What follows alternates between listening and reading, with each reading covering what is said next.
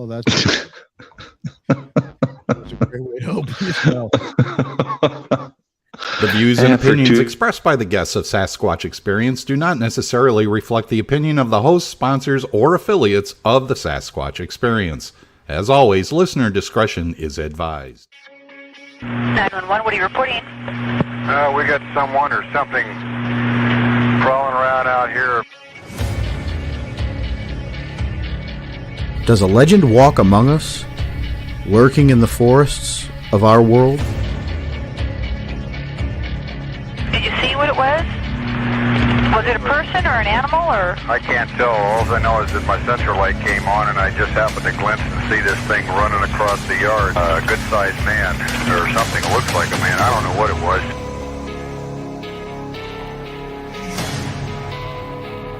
For over 15 years, we've talked with scientists, researchers, investigators, and witnesses, trying to gain insight and proof around the existence of this mysterious entity. Jesus Christ, you better... Ted, Tia! Hello? Get somebody out here. What's going on now, sir? That son of a bitch is about 6'9", I don't know. Do you see him now, sir? Yes, I'm looking right at him. Uh-oh. Okay, hang on. He's right... Is he in your yard, sir? Yeah, God, he's big. Okay, what's he doing in your yard? He's looking at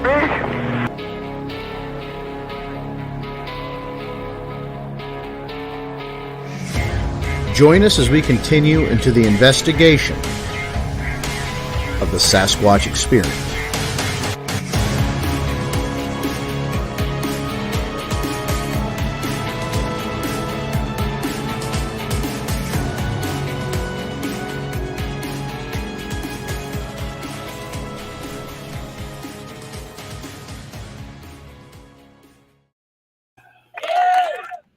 Good evening, everyone. Welcome to the Sasquatch Experience. I'm the Fort Chop Forker, Vance Pie.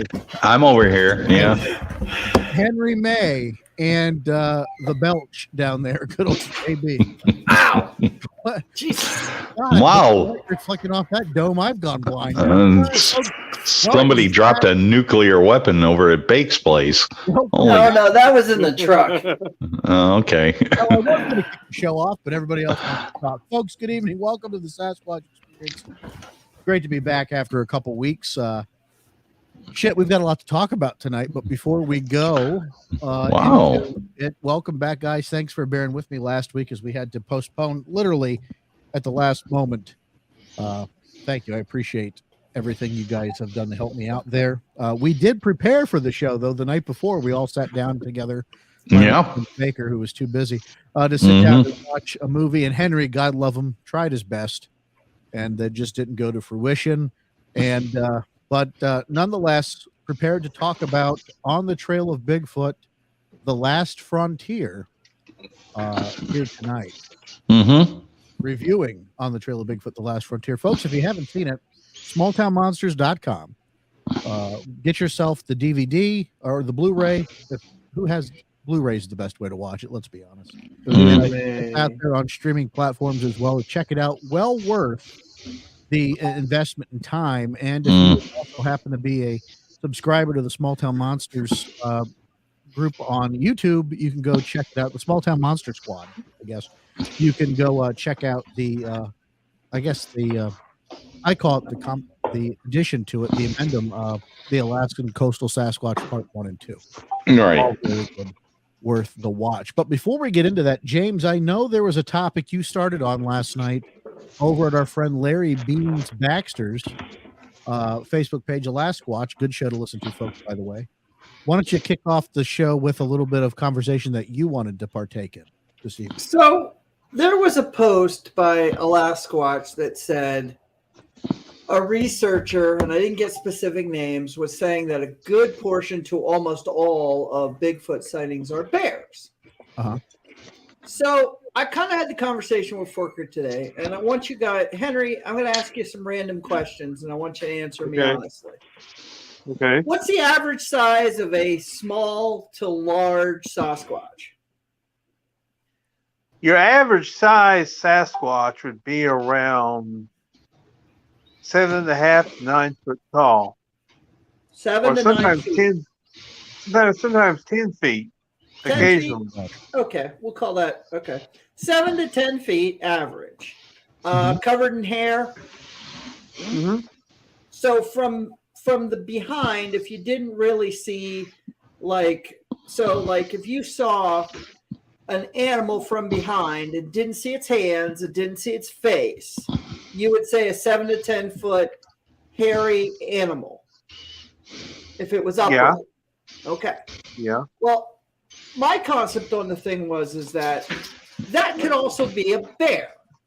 Because if you don't see the claws and you just see the back of the head, the hair, the paws, are kind of like offset a little bit. If you didn't see it long enough, you could have seen a bear from behind. The other question is, a lot of times they see eyes in the woods. What color are bears' eyes? I've never looked that deeply. See, I didn't look it up. I admit. Romantically look into my eyes. I know Yogi would make me give him a sandwich. Hey, Okay, right. but yeah, it'd be like a nice sandwich. Anyway. Oh God, there it goes. But the concept that I had with it is scientifically it makes sense, because if you look at all the profile information, a standing bear could look as much as a Sasquatch if you saw it from certain angles. In other words, if you didn't see a tail, you saw it from like chest day, back of the head, you might see it. If you just see eyes coming at you, it could be a bear. It would have the same girth, it would have the same thing. Because you watch a lot of these wild nature shows, apes move quite the same as bears do, because that's what's useful to track prey or to move as an animal. We only move upright because we've decided to, but honestly, it's not exactly, bipedal is not exactly the fastest mode of transportation. I don't know. No, not for us. I have a hard time being a quadruped. Yeah, exactly. Not for Because you're us. smart. And it fits the other parts of your brain. I think if you go into, speak to an anthropologist, there's a reason we are bipedal, and I think it has a lot to do with our diet and how we eat, and how we use our jaw and the other muscles in our body. They made a case for that for Gigantopithecus, how its jaw structure would require. I don't know. Yeah, I'd have to go back and read the books to be honest with you, but it's along those lines. It's something worthy to check out. The fact of the matter is, out of all these sightings and of all these reports, to say that they're all a black bear is just downright stupid. Yeah, exactly. I agree. That is a cross point. The fact is that scientifically, it also goes the other way. You could have seen anything, and you fill in what you think you might have saw. Until you get a picture or we get a body, we're all guessing. But I think when people generalize that, they have a scientific structure. It's like I always had a theory of a good portion of sightings are also like misplaced apes. There's a large ape population in some of the parts of the United States that, because of carnivals went down, zoos closed, or they just got rid of their chimps. NASA didn't destroy all those apes. Some of them are stuck in the Everglades. And I'm saying it's kind of like the same concept. That you can prove that concept because there are cobras in Florida, because some kid got a cobra and some other kid got a cobra, and what the heck is this? And left it outside. Right. There's a large population of animals that should never be in the South Right. that are, because people will be screwed with stuff. Well, yeah, there is an rampant overpopulation of boa constrictors in Florida right now, in which they have their annual boa constrictor hunt because they're not indigenous to the Everglades of Florida. Yeah, people will buy a boa constrictor, and now it's 4 feet long. It's a little too big for the tank. Let it go in the Everglades. And you'd be surprised on how many people actually do that. And now you have a problem with boa constrictors in the Everglades. Well, now we see. Go ahead. It's become a wildly dangerous situation down there, and very detrimental to the natural environment. Go ahead, Jane. But like my friend Thomas Finley, he makes some really good art if you get a chance to look him into. But he has snails, and he actually has to euthanize the babies because if these snails get out, they will overpopulate so quickly, and they're large. Florida's having the same problem because people in Florida don't understand how to be smarter than Thomas Finley. They just do things, and they go, "Oh well, we'll just put the eggs outside because that's better for the environment." Right. Now you have creatures that don't belong in areas, and then they're being misidentified. And this, I can understand. Like I said, the concept is sound, but I think, like you said, Porker, putting it all in one basket of this is what must do. It's like that weird form that's behind me. I clearly know that's a human, but you guys just see a shape. Mm-hmm. Well, I mean, to just say it's all one thing is misidentification. I just don't believe that. I think there's enough people out there that know what black bears look like from all. Yeah, I agree.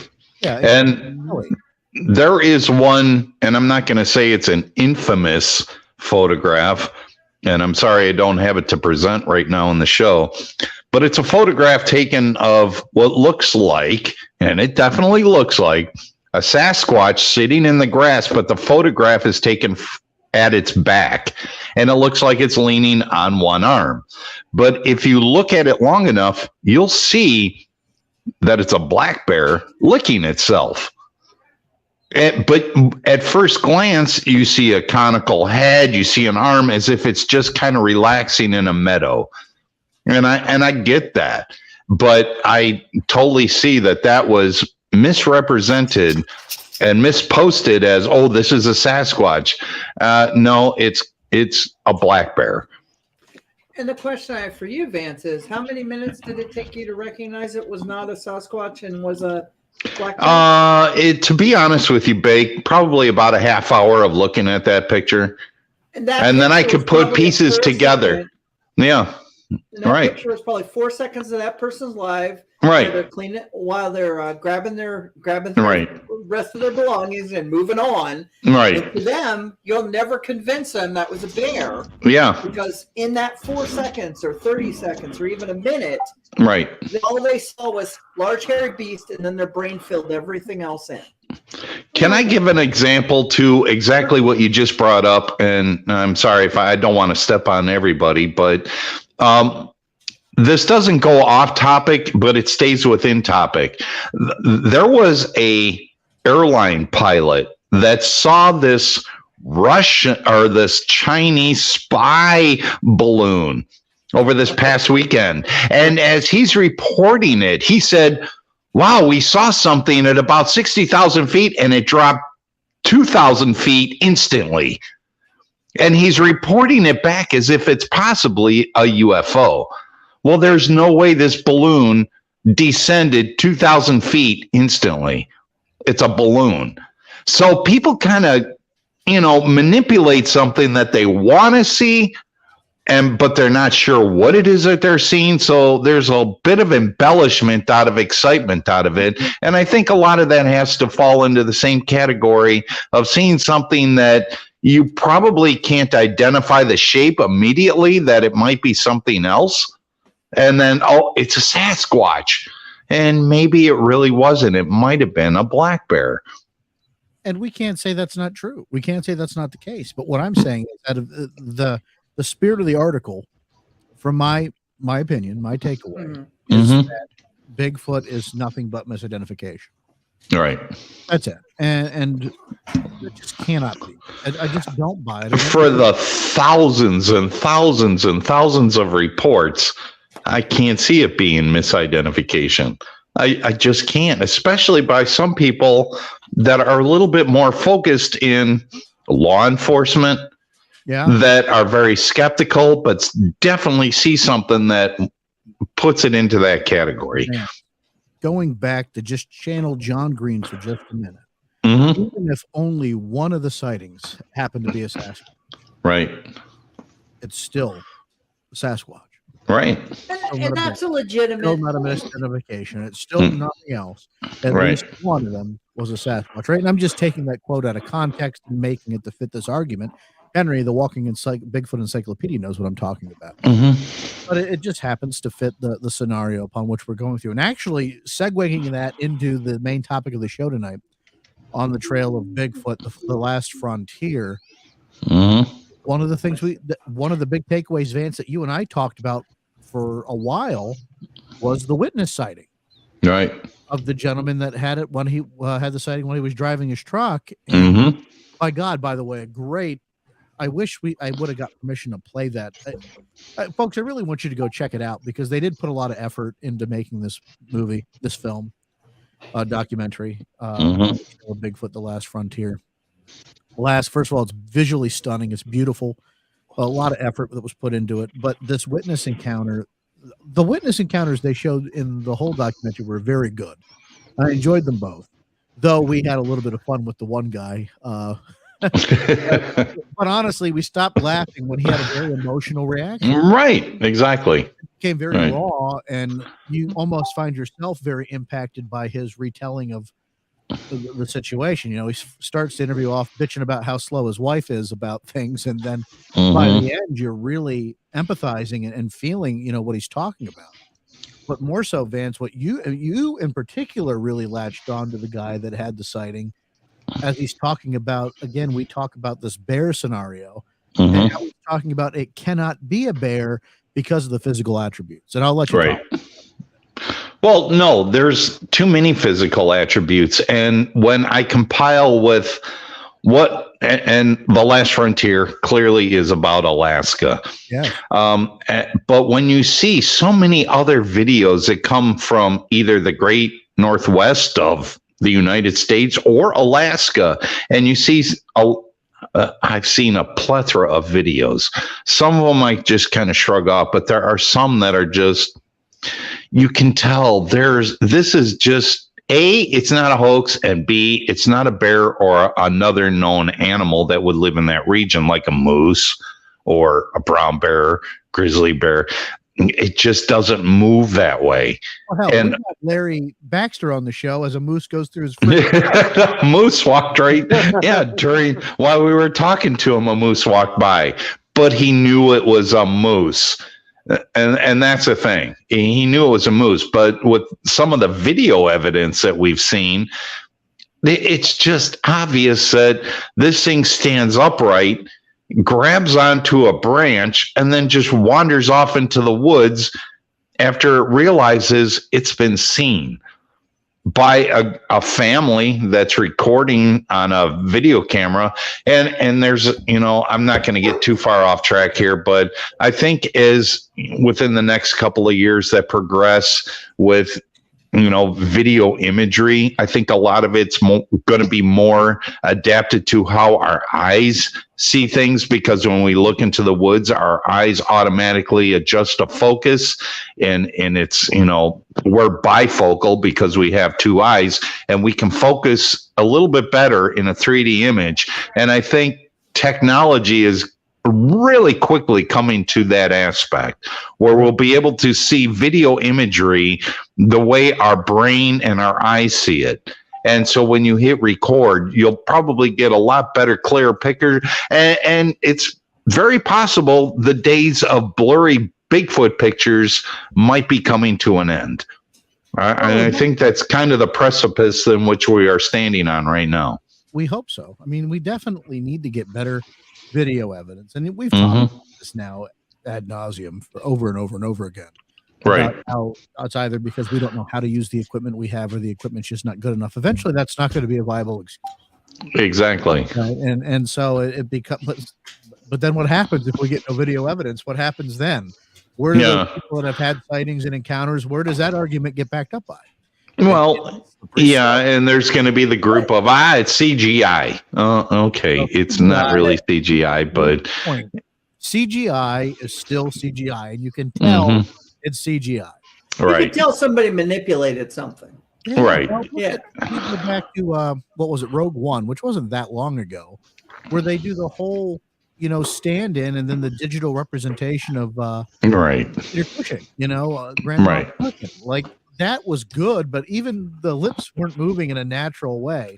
I think even the best of deep fakes, you can tell if you get in there detailed enough that it's fake. So Yeah. CGI only gets you so far. Above and beyond that, as we keep tangenting off and going down past the documentary, the standout part of it, I think, for the entire show for me, Vance, was what you latched onto, was that gentleman and his sighting. Mm-hmm. But also, It was emotional, though. it was. Yeah, it was emotional in his sighting, and that's kind of how I just replied back to you when we were watching that together. It was pretty profound. Yeah, and that just cannot be. In my knee-jerk reaction, it's just not going to be anything else other than a unclassified creature that walks bipedally. You talk about something like empathy. Mm-hmm.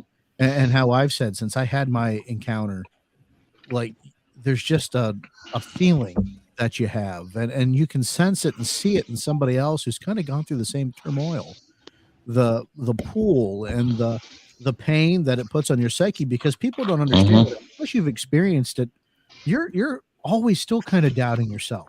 At least I am. I'm always doubting. Did I really sure. or experience what I saw? And to see another person really go through that turmoil like this. And he says, the gentleman, that was making fun of his wife first and then goes into it. Mm-hmm. Like, I'm not crazy. Like, I know what like he's even going through as he's retelling the story. You can see him going through that whole emotional roller coaster right there in front of you in the camera. Right. And that's very telling. And folks, that I believe, it's very unscientific. You call it what you want, folks.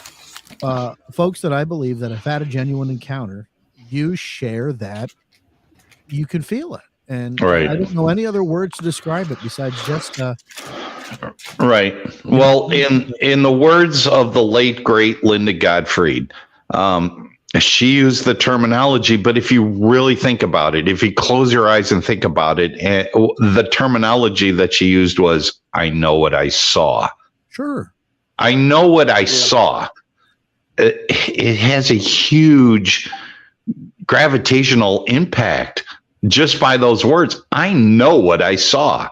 But when you see what you think you saw and you know what you saw, the problem is you got to convince everybody else. Yeah. Well, I don't know if you have to convince everybody else. No, you do. I think you're convinced by yourself and you just try to share that. And there's going to be those naysayers that are like, yeah, you're nuts. I still feel, though, after the entire time, and we've been 2012, almost a decade. This year it'll be a decade since that night out in Clearfield. Mm-hmm. I still, every time I tell my story, still try to put it in a way that's more convincing to others than myself that that's what I've seen, because part of my credibility is still on the line. Mm-hmm. And that's understandable. And I think that's normal. And it's really hard to reconcile that, you're sharing this story in a very emotional and raw experience that's very, and again, I use this term not to be dramatic because it's the only way I think it resonates with folks is traumatic and shocking to the system, because no matter how much of time I've spent out there, I don't think you never expect it to be real till you see it. Right? You never expect it to be there until you run into it. Right. It's a very personal thing, and and you struggle with that. Watching these guys on camera, I just felt a little bit of that myself. Like part of my heart still pulls for them, because I know the guys, now bearing his soul and crying in front of an audience. Right. Right. That takes a lot of guts and courage. Sure it does. No, sure it does. It takes a lot of guts or courage, or somebody who's completely mentally ill who doesn't care about the lives. Yeah, but there's so much in the speech and in the explanation that just clearly shows there's no mental illness there. Yeah, there's just not. You have to be a better researcher, because I'll tell you what, there's a lot of stories that are out there that are absolute bullshit. Yeah. People out there promote it like it's the next great thing. And I understand that, but a lot of it's rehearsed. Sure. And you the bullshit meter goes off, and my bullshit meter did not go off during that. Part of this in general is people just post this shit on the internet. Right? And there's no emotional retelling whatsoever. It's usually poorly grammared, poorly written, and it's posted on there, and people take it for the fucking gospel. And that they do, and they go out there and proselytize it. And if you put a moment of doubt in there, you get your ass jumped on by people who've been in this research field for 5 minutes. All right. I can't tell you. I get shit thrown at us all the time here from people that said they've been in the field for over 50 years. I don't know who you are. Right. All right. And you want us to believe you and take for what you say to be a truth, but nobody knows you. They don't know your research. They don't know your own credibility, but you're latching on to Johnny Dipshit. Right. No, that's true. It's got to be real because he said the thing had a scrotum. So what it's like soccer moms. My yoga instructor said this causes autism. No, it doesn't. No, it doesn't. Okay, stop. But when you go back and you have really good, man, and you're putting it out there in a very respectful way, I guess. Right. It makes a difference, and that's what I like to see. And witnesses like that are not as easy to come by as you think. No, of course not. My little angry moment there, but it's frustrating. It's frustrating because I saw it the other day, and I see it day in and day out. We put ourselves out there, and we put our credibility out here, even talking about this subject. Still, and 28 years I've done this, people still, you believe in Bigfoot? Yeah, I do. Yeah, I experienced something I can't explain. I'd like to be able to explain it. I'd love to be able to pull this thing in a museum or put it in a zoo or tell you on a fucking slab that this thing is real. I can't do that, pal. I'd like to, but I can't.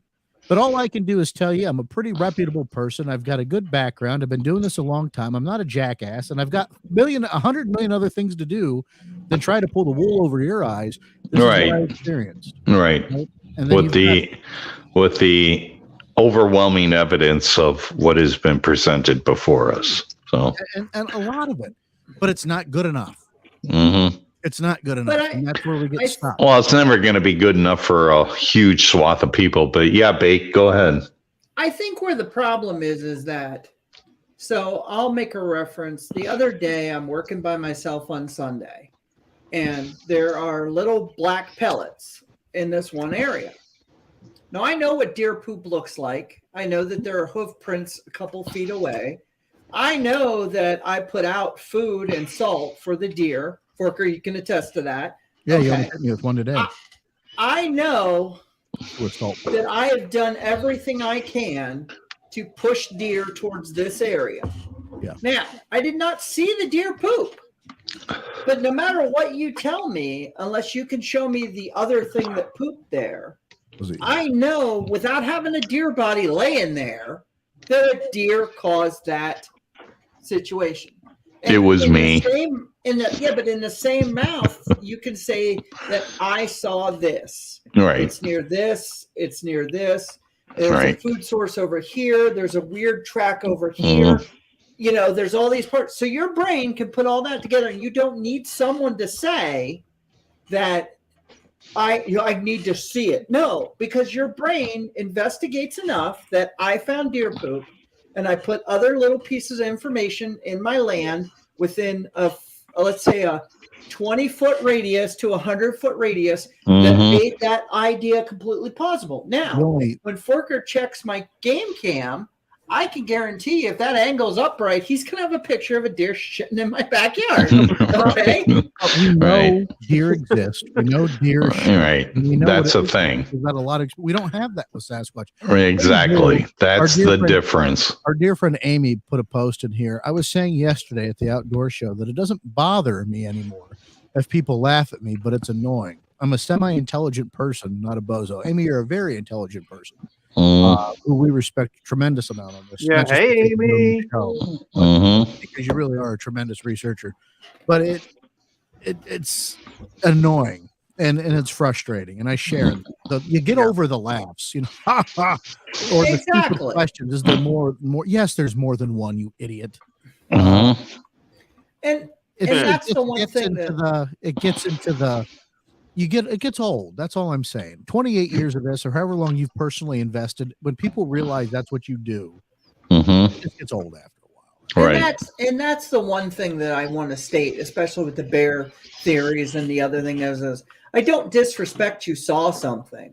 I don't disrespect that it could be what it is, because scientifically you could be completely right with the evidence you're given. What we Right. will look at is what is the next move, you And know, that's because we've exactly tried what it is. cameraing, you know. The fact of the matter is we don't get to make a next move without witnesses. Yeah. Right. We Right. rely on them and we depend on them. It's not like we have the ability, no matter how great these maps have been, these websites and these databases and everything, it's not been good enough to get us a set of data where we know exactly when to show up and when to film and what conditions are best. It doesn't. Mm. People, 150 people could say, oh, it's better in the full moon. Why? Right. Why is it better in a full moon? First of all, idiot, there's a lot of light during a full moon. Right. You're a creature that's dependent on stealthness. Oh, let me go travel when it's the brightest out. Yeah. Let me please, by all means, expose myself to you in a lot greater way. Nobody take that out of context, by the way. I don't. Yeah. Expose. That's fine. Let's get back to Alaska. We did fall off topic there. I'm sorry, listeners. Sorry. We do love you and respect you. Sometimes, I just got to blow up on occasion. But these witnesses were really good. But Vance, more so the guy that was doing the guy that was driving and he had the experience. That one was really, really great as well. Yes. How about it? And how many times have we heard, you're in your vehicle driving and you have an experience? I mean, I think that probably, I don't know. I haven't done the math or the research on it, but it seems to be the highest percentage of people that have an experience is when they're lackadaisical and they're driving and they have an experience. It happens a lot. Right. A lot, not just in vehicle, though. I think a lot of folks that have experiences just out doing regular everyday things. They're not right. Yes. Not looking for anything. They're just out having their experience doing what it is that they're doing, and then something happens. Instead of trying to go out looking like half-assed commandos, why don't we just try to go out and look like campers? Right. We seem to have the best of luck in that. I don't. And that's valid, Forker, because we've learned so much just being pseudo farmers. Okay. Yeah. Like we learned what's working, what's not, how to make the land better, how to draw. Like I've noticed more animals. We noticed where to put the cameras are by where we saw the animals. Hank and I were having breakfast this morning, and this is just how good we are getting at noticing things that are just off the rail. Right? We're sitting there having breakfast, and he goes, "Forker, is that a rat?" I'm like, "What? What do you mean in here?" He goes, "No, outside." And sure enough, I look over, and they're broad daylight. They're middle day. People walking right past it. There's a goddamn rat sitting there eating breakfast on a little rock, munching on something. Nobody's noticing it in their day to day. They're going by. I'll tell you what, if I just saw that when I was walking by it, I'd have pissed myself. Yeah, right. I would have screamed. It would have been a whole ordeal. And this guy could almost leg brushes against it, and he doesn't even notice. He just goes on going about his own business. Oh boy! It makes you wonder that how often does that happen for other things?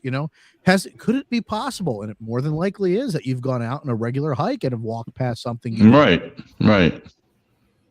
How many times are you driving down the street and all of a sudden you see these deer pop out of nowhere, but you don't realize they've been sitting there alongside the road for the last 15 years? Well, perfect example is last year during the spring. I'm working on my greenhouse. I'm using the nail gun. I'm using the saw. I'm not being quiet.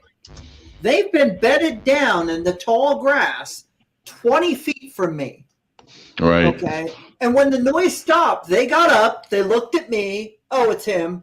And they wandered off into the woods. I have video from it. Right. But they were watching me the whole time, and I had no clue that 3 deer, and not like little doves, right? Full-size deer, were just out there, just hanging out. Didn't care I existed. We're late hitting the news break, but we'll come back, finish up that thought, Baker, and then we'll finish off with more. Yes. On the trail. I don't know if I can hold a thought though. I've got a couple more points to bring up after the news break. All right, folks, we'll be right back. Take a break. Listen, smoke with you go. News team, assemble!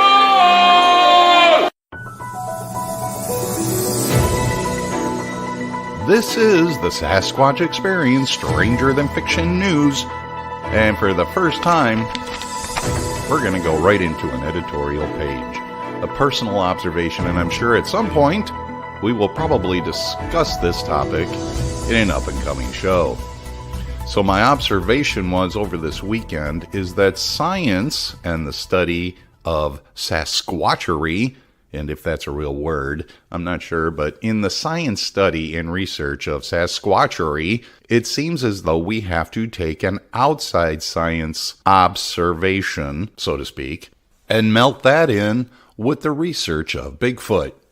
What do I mean by that? Well, I watched a brief documentary a few days back about some African tribe people that still exist today that spend from sunrise till sundown hunting for its food in primitive ways. But this is their modern life. But my observation is the physical nature of these tribal people. Absolutely beautiful, well-toned, muscular, like you wouldn't believe. Able to run through the Congo, through the plains of Africa, chasing baboons and other wildlife creatures to sustain their village. They're doing this barefoot. They are so physically fit they can run up hills, down hills, through jungles, up trees in lightning speed. And how many cases have we heard of Bigfoot being able to do the same thing? It doesn't wear shoes. Well, of course it doesn't wear shoes. It's a creature. But these people don't wear shoes either. And their feet are adapted through years of genetic change in order to adapt to that environment. In addition to that, though, when these people do go hunt for their prey, they don't want to be seen, heard, or smelled, and yet they can move through their environment undetected.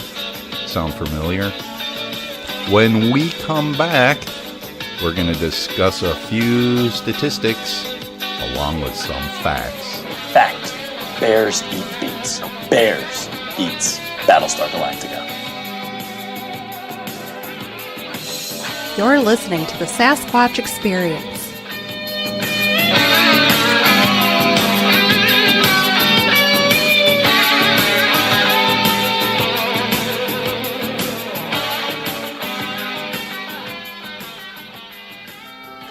Ever been insulted by somebody telling you to take bamboo and shove it up your wazoo? Well, now you can. Cloud Paper is on a mission to end deforestation caused by traditional paper products and makes a line of tree-free toilet paper and paper towels with 100% bamboo. Unlike trees, bamboo grows incredibly quick, up to 3 feet per day, and is renewable, so it can continue to be used for additional harvests. The products are soft and strong, which means you don't have to sacrifice quality for sustainability, and it gets delivered to your door in plastic-free packaging with carbon-neutral deliveries. Choose a subscription that fits your lifestyle and pause, adjust, or cancel at any time. Just visit Cloud Paper at cloudpaper.co. Again, that's cloudpaper.co.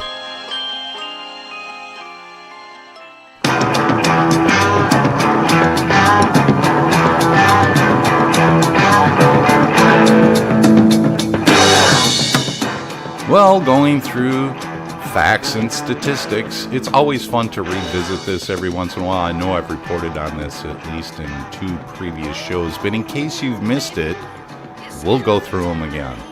Since 1995, with credible Bigfoot reports, here are the top 10 states in the United States with the sightings or highest sightings of Bigfoot.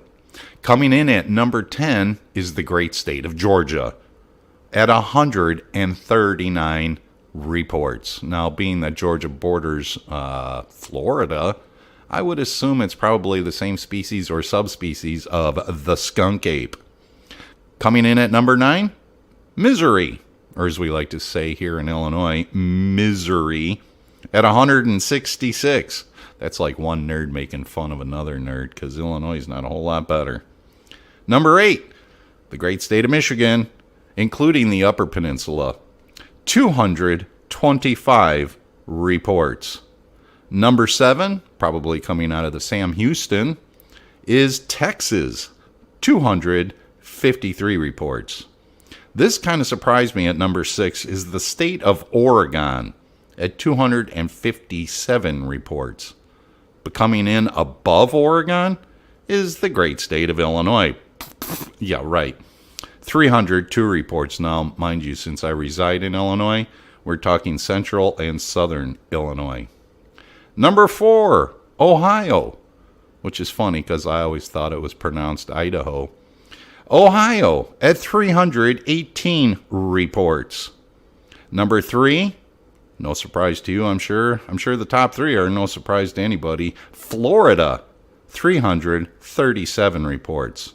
Number 2, California, 459 reports. And number 1, Washington State, at 708 reports. Now, while West Virginia isn't in the top 10 with its 105 sightings, it is fairly high up the list for its small population. It's tying with Wisconsin, which has about 4 million more residents than West Virginia. That's it for this edition of the Sasquatch Experience Stranger Than Fiction News. I gotta put the headphones down and give everybody in the room a big hug.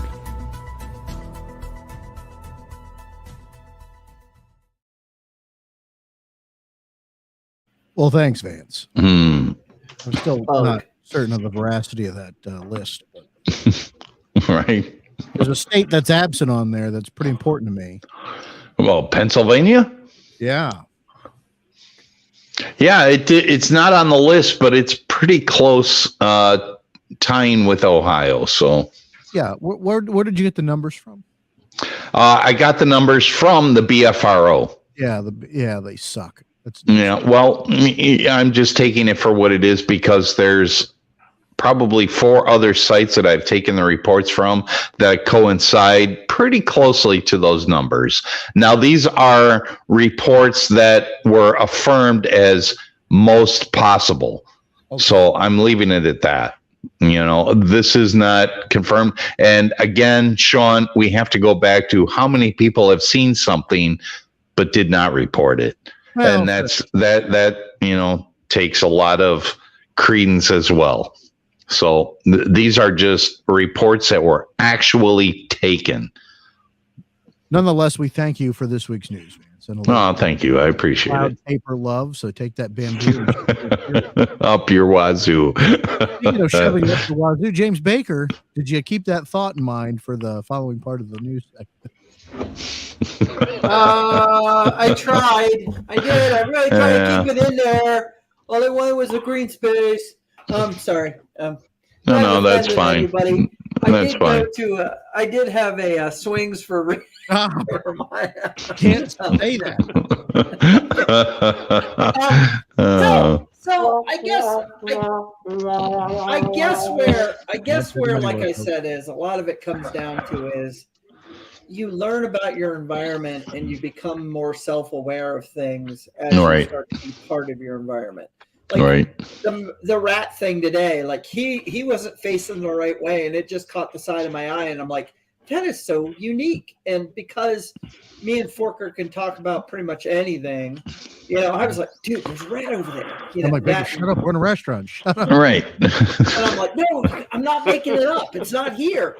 Right. Because outside it's better for some reason. And he believed me without seeing this thing. And then when he turned around, at first he didn't. He's like, no, I said, look really close at that rock.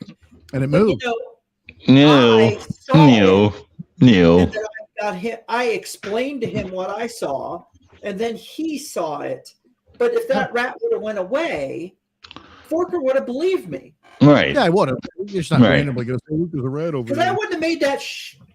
And that's where we also have to look at our investigationally is, if Henry tells me yes tomorrow that he was in his backyard taking a whiz and he saw a Bigfoot and he gave me enough description, I believe in Henry enough to say, okay, that's plausible and I believe in it. And then the next day he goes, look, this is where it kind of was and whatever, and he fills in the blanks in my head. I'm not caring about the story. carrying on the fact is that I've talked to Henry enough. That Henry was taking a whiz. that Henry wouldn't have made that up. Here I am in my backyard with my dick in my hand. I don't know. Wow. Hey, we're a family-friendly show. Wow. No, we took that out a little while ago with my little outburst before the news. Yeah. An explicit reminder. Oh man. Anyhow, I said whiz. No, you did. You did. What we're talking about, though, is because we have only a little bit left of the show tonight, and I already feel like we only partially talked about what we wanted to, which was a great documentary on the trail of Bigfoot, The Last Frontier, available anywhere you can stream movies from Small Town Monsters. Vance, go ahead, and the points you wanted to make before we get off topic. Okay, well, the point that I wanted to make was Alaska. It is the last frontier, and there's a reason why it's referred to as the last frontier. Outside of Antarctica, which does not have a whole lot of wildlife that lives there, it kind of occurred to me that native people or even residents that live in Alaska, I wonder in the pioneer days, and we're talking within the 1800s, if a Sasquatch was taken out with a musket. And I know this sounds crazy, but I wonder if a Sasquatch creature was ever taken out with a musket and then cooked up as a meal, and have Sasquatch ribs and butt steak. And I wondered, I'm like, I could see it kind of possibly being plausible as a survival aspect, that here's a creature that's out here and we took it out and you know what? We ate it. I wonder if there were any of these creatures that were taken out for consumable purposes. I don't know. It's possible. Hey, did I see right that Alaska Killer Bigfoot's back for another season? Mm-hmm. I don't know. I think our executive producer, Brian Corbin, makes a good point. Vance has given this a lot of thought. Vance doesn't want to prove a Sasquatch existed, like to eat one, and wondered if the native folk had any great recipes for Rump Day Sasquatch. Yeah, right. Exactly. But it's a valid question, because the first Spaniard or the first Italian or whatever that saw a horse was like, what is that? Right. And then the Native Americans like, well, you remember that meat we had the other day? Yeah. Could you imagine the first person that saw an Alaskan king crab, a giant water spider, and said, let's try to eat that? Yes, the cockroach of the sea. Exactly. And they ate it. And now it actually is pretty damn good. But I wonder if there was ever an occurrence, which I could see it's possible, that maybe natives in the Alaskan region, whether Eskimo or just natives, whatever settlers took, may have taken out a Sasquatch and made a meal out of it. I was just like, well, it's possible, I guess. Grassman pate. I know that has nothing to do with the documentary that, STM or Small Town Monsters has put out, but, these are all just questions that cross my little tiny pea brain while I'm watching this going, I'm wondering if that's possible. Well, I mean, it does set the tone, right? The setting. It does a really good job painting the remoteness, kind of the isolatory nature of what's going on there, especially when they go out to Scott, the story of Scott, and his stories. Now, interesting enough, Scott sent those sound files to us, right, as well. And we actually, if you go to, I think it was our SoundCloud, or even back further, there on our old webpage, I'll put them on the new one. Or under the vocals section, the Alaska vocals are those same vocals, I believe, that Small Town Monsters played. Scott sent them to us before. And actually asked if we were going to be up there with the Small Town Monsters folks, and I really wish we would have found a way to make that happen, but alas, we couldn't. But I've been compelled by them for some time. It was nice to see the whole story fleshed out on the screen, especially with Rob Roy Menzies out there. It just gives an overall painting of the area. When you're able to visualize it, and I mean not mentally visualize it, but physically see it. It's what I appreciate about Seth and team. Right. Now you're putting the visual right there in front of me. I can now see how this is all going to work out and how this plays out through the retelling of stories. And now I can see it playing through in a realistic way. Right. I've never had the privilege as of yet to be in Alaska like Seth has, but I have been to Montana. And when you have your vehicle pulled over and you're looking at the expanse of Montana, anything is possible. Anything is possible out there. There is just millions of acres, and I'm probably exaggerating, but let's say 100,000 of acres where anything could exist out there that just does not want to be discovered, stays away from human activity, and buries within the woods and lives its life. And you know what? There's plenty of homeless people that have done the same thing, where they've just gone completely off the grid and were never discovered again, unless they wanted to be discovered again. And so with the intelligence level that I think that these creatures probably have, they can remain off the grid, away from human population, and just exist, breed, raise family units, and coexist with nature instead of human nature. Well, that's proven. After one of my favorite movies with Robert Redford is Jeremiah Johnson. Right. After the Civil War, a lot of the people in the army were so disillusioned that they went out into the Rockies and trapped and they did all kinds of stuff. But they honestly didn't see another person for 5 years, or they might not see somebody from spring to fall. But they lived out there totally. We have our doomsday preppers, but we also have people that took care of the Free Land Act from Wyoming to Oregon. If you could prove you could make the land useful in 5 years, you could keep a couple acres. Exactly. There's still, I think that still exists. That if you, does.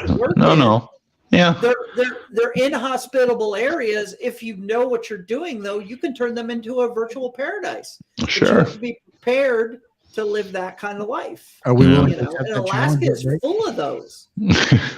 where people can just go, okay, hey, this next 20 acres is mine.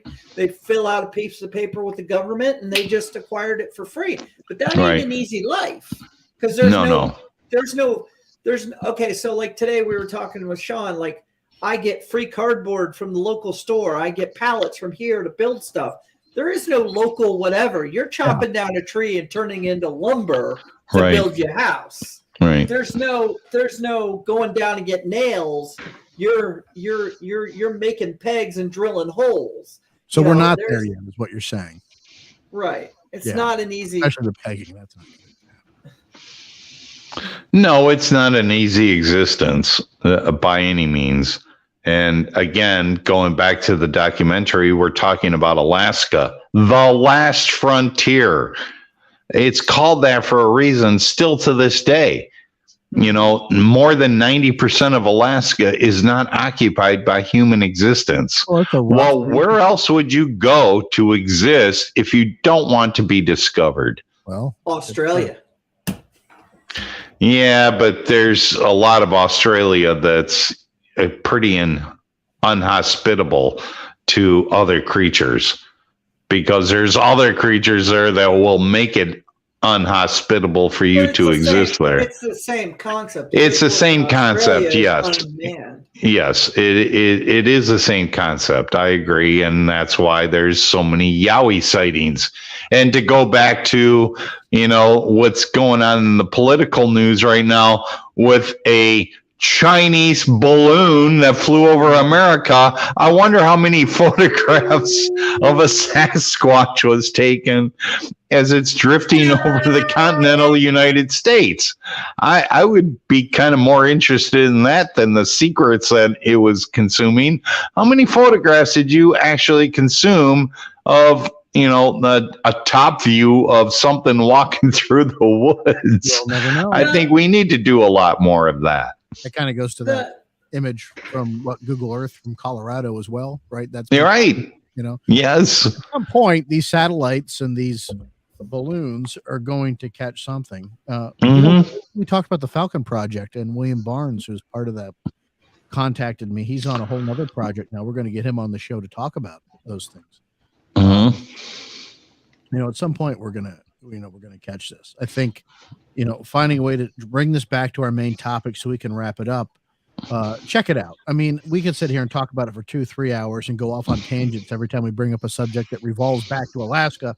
But the fact of the matter is, it's the imagery, the story that it tells, the witnesses that it brings us, and the overall outstanding visuals that really help put the context into what's going on up there. A lot more than what you're going to get from Discovery putting together with a lot of drama. There's a lot of story, and the drama comes from real sources.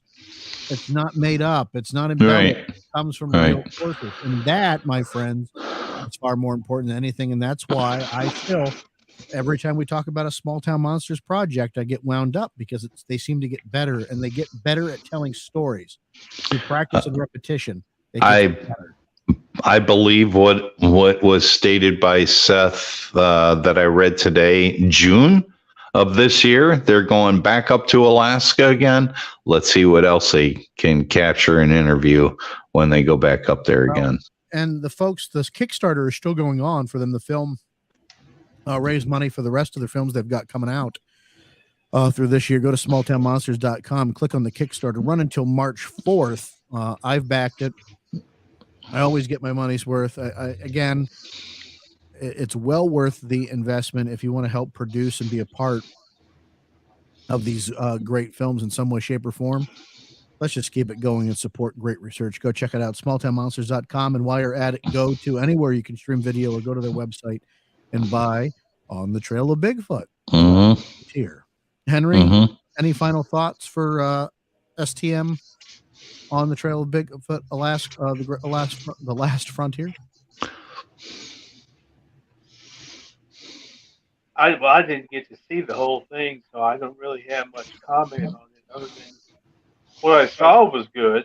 Yeah, you did get to watch a little bit with us though, which we appreciate. I think we all had the same kind of conversation going on during the witness testimonials. Vance, your final thoughts on this before we wrap it up? Well, my final thoughts is I would estimate that probably Alaska has a higher percentage of said creature within the boundaries of the state of Alaska than probably any other state. But I'm just speculating that. But by the immense acreage or square mileage of Alaska, it would seem to me, with the human population being minimal, I would think that the Sasquatch population is probably much greater and would put it higher on that list that I gave during the news segment if it were a higher human population to have an experience. But that's just my personal take. I'm interested in what goes on in Alaska, and I think with the resources that are made available in Alaska, I could see that this entity could probably exist and thrive pretty darn well without being detected. Sure. Very good. Yeah. Folks, follow us on social media, Sasquatch Experience on Facebook, Instagram, Squatch EXP on Twitter. Of course, there's our and there's the train, which is really late train.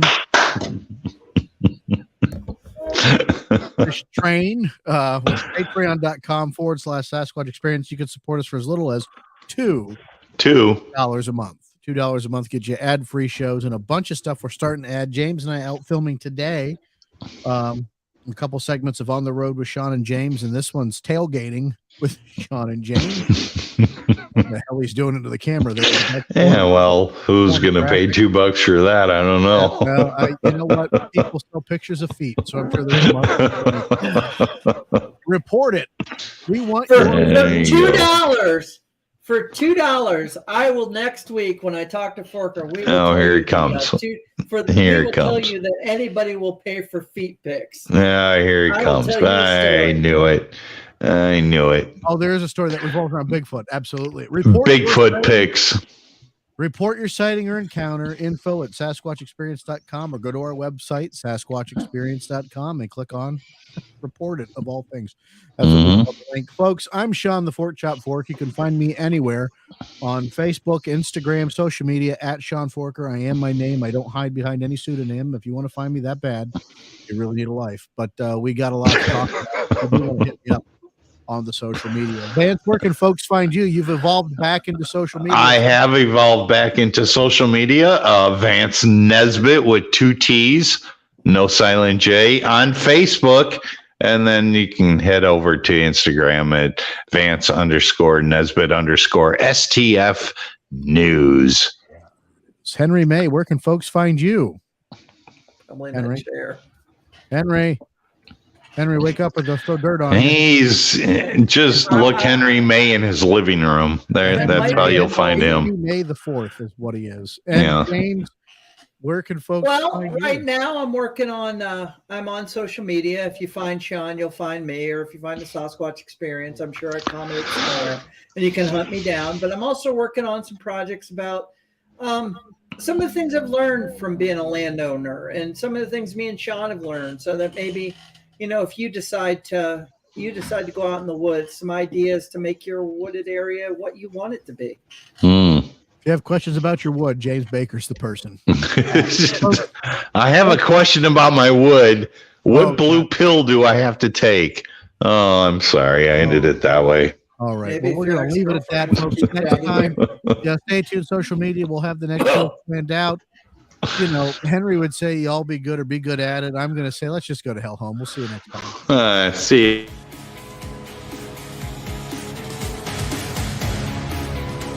You've been listening to Sasquatch Experience. Please rate and review wherever this podcast is consumed. To share your experience, visit us on Facebook or email us, squatchexperience@gmail.com. Keep on squatching.